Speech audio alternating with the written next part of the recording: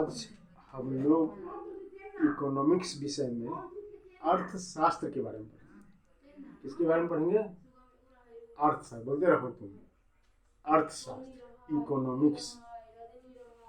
8वां तक तो इकोनॉमिक्स की पढ़ाई हुई नहीं, 9वें वर्ग में इकोनॉमिक्स की पढ़ाई शुरू हुई। अब इसमें यह एक व्यापक विषय है। वर्तमान दौर अर्थव्यवस्था से संबंधित दौर ही है, आर्थिक क्रियाओं का दौर ही है। दुनिया में जितनी भी क्रियाएं होती है उसके मूल में आर्थिक उपार्जन ही लक्ष्य रहता है और उसको विभिन्न भागों में बांटते हैं। लेकिन आज हम एक विषय वस्तु उत्पादन के बारे में पढ़ेंगे। किसके बारे में पढ़ेंगे? प्रोडक्शन।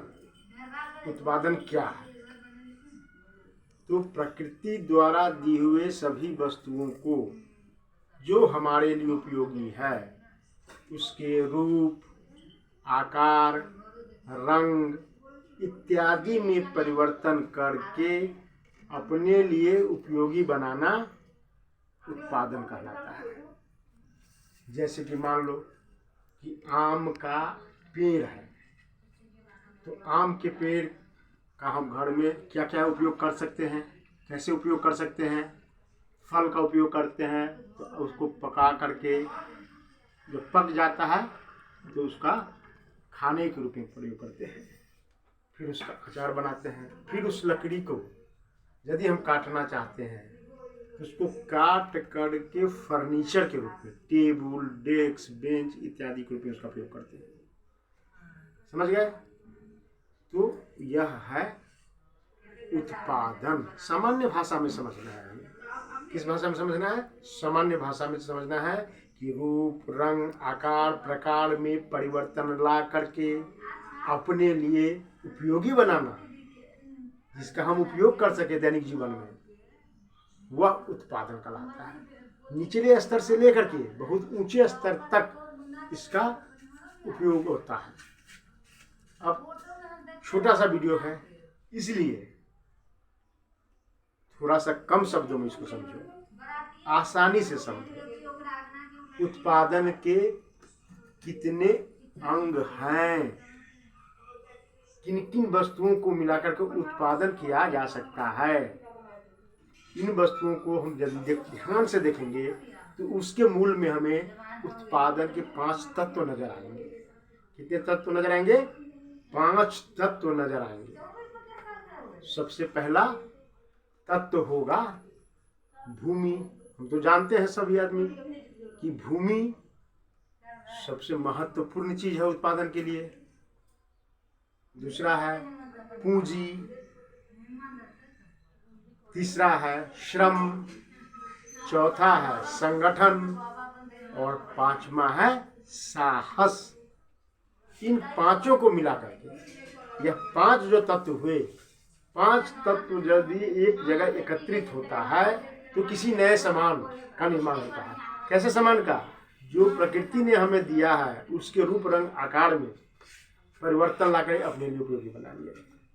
यह तो स्पष्ट है कि हम किसी चीज का निर्माण कर नहीं सकते हैं प्रत्यक्ष रूप से। हम क्या करेंगे? प्रकृति ने जो सामान दिया है, प्रकृति द्वारा दिए हुए सामान के रूप, रंग, आकार, प्रकार में परिवर्तन लाएंगे, उसको अपने लिए उपयोगी बनाएंगे। तो 5 तत्व मिलकर के पहला तत्व हुआ भूमि।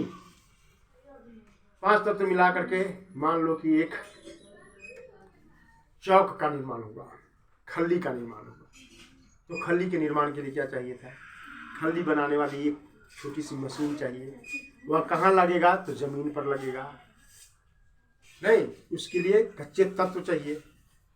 नहीं, फिर उसको बनाएंगे तो उसको बेचने के लिए बाजार चाहिए, उसको खरीदने वाला चाहिए, बनाने वाला व्यक्ति चाहिए, और ऐसा भी व्यक्ति चाहिए जो उसको बनाएगा तो घाटा और लाभ दोनों का रिस्क उठाएगा, जोखिम उठाएगा।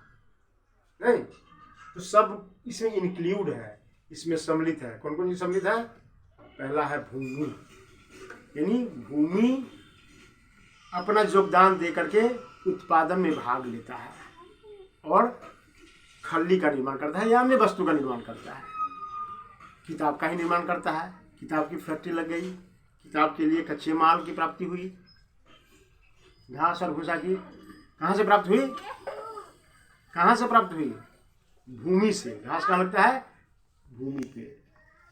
फैक्ट्री कहाँ लगा, भूमि पे। तो पहला तत्व क्या हो गया, भूमि। अब वह जो सामान बना कागज या खल्ली, उसको बेचने के बाद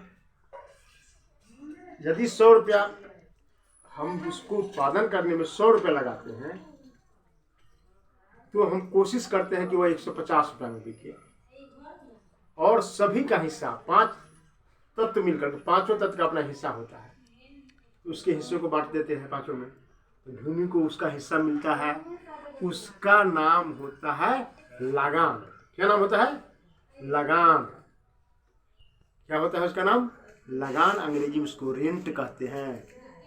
सारे किसान या सारे लोग जो भूमि का उपयोग करते हैं, संरक्षक यानी सरकार को उसका लगान देते हैं।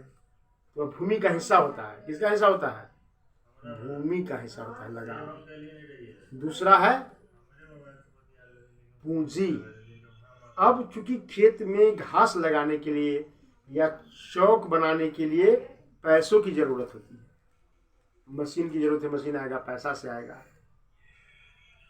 तो उसमें पैसों की आवश्यकता होती है। और चूंकि पैसा भी लगा उसमें, तो पैसा का भी अपना एक हिस्सा होगा, उसका हिस्सा उसको मिलता है इंटरेस्ट, ब्याज। क्या मिलता है, पैसा लगाने से ब्याज मिलता है। भूमि को लगान मिला और पूंजी को इंटरेस्ट मिला, ब्याज मिला। तीसरा क्या हो गया, तीसरे का नाम है भूमि, पूंजी, मजदूर यानी श्रम, मजदूरी। श्रम उसको चाहिए, बिना मेहनत का कोई काम संभव नहीं है। और यह मेहनत मानव श्रम के द्वारा होता है। और मानव श्रम को, श्रम के जगह पर हम किसी को खेत में काम करवाते हैं, किसी को फैक्ट्री में काम करवाते हैं, उसको हम क्या देते हैं, मजदूरी देते हैं। क्या देते हैं, मजदूरी। उसको कहा जाता है वेजेज। क्या कहा जाता है, वेजेज, मजदूरी। अब तीसरा बना, 3 हो गया। अब बना चौथा साहस। चौथा हो गया संगठन। संगठन में एक फैक्ट्री में कागज उत्पादन करने के लिए निचले स्तर का मजदूर भी चाहिए, चपरासी भी चाहिए, उसको डील करने के लिए एडमिनिस्ट्रेटर चाहिए, डायरेक्टर चाहिए, उसके बाद सुपरवाइजर चाहिए, तकनीक सलाहकार, इंजीनियर चाहिए, सब चाहिए। और सब मिला करके उस फैक्ट्री का निर्धारण करता है, फैक्ट्री को बनाएगा। तो बनाएगा, सब मिल करके फैक्ट्री का संचालन करेगा और कागज का या खल्ली का उत्पादन करेगा। तो चौथे पार्ट के रूप में क्या है, चौथा पार्ट है संगठन। और संगठन को मिलने वाला हिस्सा, अब क्या 150-100 रुपया तो मिल गया लागत में, और 50 रुपया जो आया वह उसको सबके बीच बांटना है। तो उसको मिला, उसको क्या मिला, सैलरी, वेतन मिलता है। उसमें काम करने वालों को क्या मिलता है, जो ऊंचे पद पर संगठन करता यानी engineer, administrator, director, officer, clerk, सबको जो हिस्सा मिलता है उसका नाम होता है सैलरी यानी वेतन। क्या मिलता है, सैलरी यानी वेतन। अब अगला क्या है, अंतिम का नाम है साहस, इंटरप्रेन्योरशिप। साहसी व्यक्ति जो यह साहस कर सके, यह रिस्क उठा सके, यदि किसी भी लागत के बाद हमें या तो लाभ हो सकता है या हानि हो सकती है, लाभ हो सकता है या हानि हो सकती है, इस प्रकार का जो भाव लेकर के, इस प्रकार का जो रिस्क उठाता है, उसको साहसी कहते हैं। और उसका भी हिस्सा होता है। उसका हिस्सा क्या होता है, उसका हिस्सा कहलाता है प्रॉफिट। क्या कहलाता है, उसको मिलने वाला लाभ, जो हिस्सा होता है उसको कहा जाता है लाभ। और साहसी मुख्य रूप से पूंजी लगाने वाला ही होता है, तो उसको एक तरह से 2 हिस्सा कम से कम मिलता है। कम से कम 2 हिस्सा, पूंजी का हिस्सा और अपने इंटरप्रेन्योर साहस दिखाने का हिस्सा मिलता है, और उसको कहते हैं प्रॉफिट, लाभांश, लाभ। और इसलिए वह व्यक्ति सर्वाधिक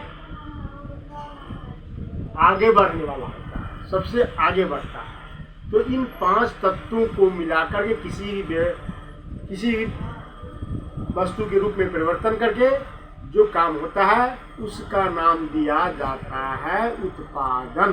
क्या नाम दिया जाता है? उत्पादन, प्रोडक्शन। बस अपनी